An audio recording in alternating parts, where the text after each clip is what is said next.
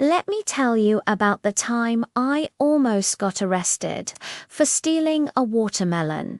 Now, before you judge me, hear me out. I did not mean asterisk to steal the watermelon. It was an honest, deeply embarrassing mistake. I swear. So, picture this. It's a Sunday afternoon, and I'm at one of those fancy grocery stores, the kind with smooth jazz playing. Like you're supposed to buy avocados with a certain level of class. I've got my list: eggs, bread, toothpaste, and one watermelon. I grab one of those mini carts. You know the ones. Not the big family-sized ones, but the kind that basically screams, "I'm single and I only cook when my microwave is on the fritz." So I'm wheeling through the produce section, feeling pretty productive, when I spot it. The watermelon. It was big. Perfectly round, impossibly juicy looking. It was the Beyoncé of watermelons. I had to have it. I lift it up and place it carefully in the carton. By carefully, I mean I dropped it with all the grace of a bowling ball. The thud it made echoed through the aisle. A nearby toddler actually clapped. Now, here's where the plot thickens. I roll around the rest of the store, tossing in my toothpaste, my eggs, a loaf of bread that claims it's artisan, but looks suspiciously like it came out of a vending machine. And then I make my way to the self-checkout because I'm a modern adult. I enjoy the thrill of scanning things myself. Like I work there, but don't get paid, and still somehow manage to mess it up every single time. I start scanning: beep, bread, beep, toothpaste, beep, eggs. I'm bagging them like a seasoned pro. I'm in the zone, and then I totally, completely, utterly forget about Beyoncé the watermelon, sitting like royalty at the bottom of the cart, hidden from view. I pay. I get the little "thank you for shopping" message. I walk out. I even give the greeter a confident wave, like, "Yes, hello, I am a responsible citizen contributing to the local economy."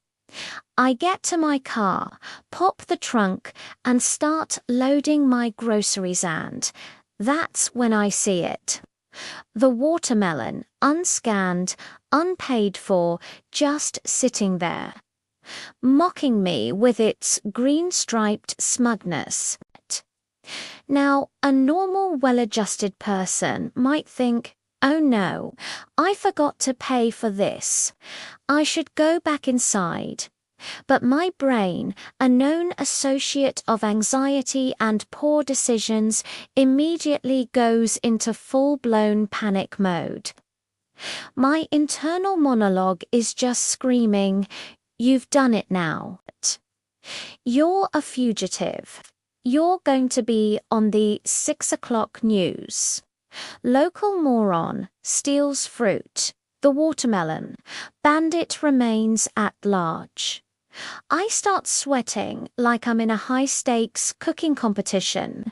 I'm looking round the parking lot, half expecting the grocery store to have snipers on the roof, just waiting for someone to accidentally forget to scan a piece of produce. At this point, I'm having a full-scale moral breakdown right there next to my sedan. Part of me is like, "Go back and pay for it, you coward." And another, much louder part is like, "You've made it this far. Just drive. Drive like your freedom depends on it." But right as I slide my key into the ignition, I hear a tap on my window. I freeze. My blood runs cold. This is it. Jail time. Orange jumpsuits. I'm gonna have to join a prison gang called the Fruit Loops. I roll down the windows lowly, dramatically, and it's the 16-year-old cart collector. He just looks at me and goes, you forgot your receipt. And I just lose it. I shout, AHHHIT was an accident. I swear I was going to pay for the watermelon.